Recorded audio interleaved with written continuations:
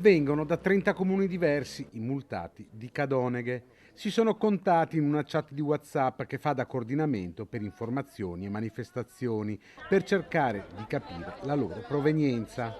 Se per la maggior parte sono della provincia di Padova, tra di loro ci sono anche trevigiani di Morgano e Castelfranco Veneto e vicentini di Arzignano, Sovizzo, Torri di Quartesolo e Trissino.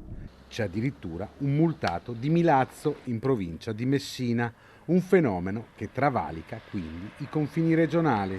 Tuttavia la problematica esiste, nessuno la può negare e siamo entrati in questo vortice e speriamo di uscirne il più presto possibile e uscirne bene, perché siamo convinti di quello che si dice, quello che noi manifestiamo, quello che esponiamo è che queste multe devono essere archiviate, annullate. Un numero destinato a crescere quello dei multati, dato che in questi giorni sono ripresi gli invii dei verbali che potrebbero arrivare fino alla fine a un totale impressionante di 90.000 se fossero confermate le proiezioni fotografate dall'associazione Miglior Tutela Autovelox che, sulla base delle multe che sta impugnando in questi giorni, ha realizzato questo grafico che evidenzia come solo nel primo giorno di esercizio, il 23 giugno, i Velox abbiano elevato 7.662 multe, arrivando il 18 luglio, dopo 26 giorni di esercizio,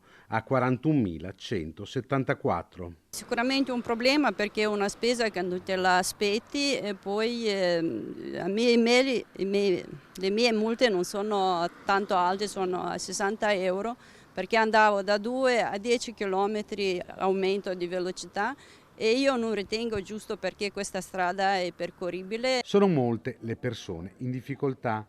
Inflazione e bollette hanno colpito forte le famiglie padovane. Qualcuno addirittura si è messo a piangere alle poste perché aveva difficoltà a pagare le multe. C'era la fila di persone che ritirava e persone che andava dentro per pagare.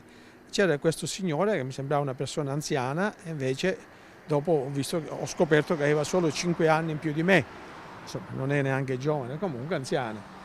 E ho visto che piangeva, qui eravamo là, abbiamo chiesto e questo non ci ha voluto dire niente. Che io dico, ma vieni con me, l'ho portato avanti, dico ma perché cos'ha?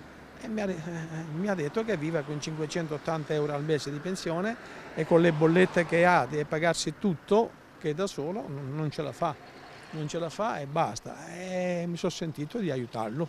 Il numero dei multati dei Velox della ex strada statale del Santo sono molti. Ecco quello che è successo oggi durante una diretta. Mentre stavamo qua si è fermato un signore perché anche lei è rimasto... Anch'io ho già pagato 7 multe, l'ultima mi è arrivata, mi è girato il mondo addosso e sono andato in comune.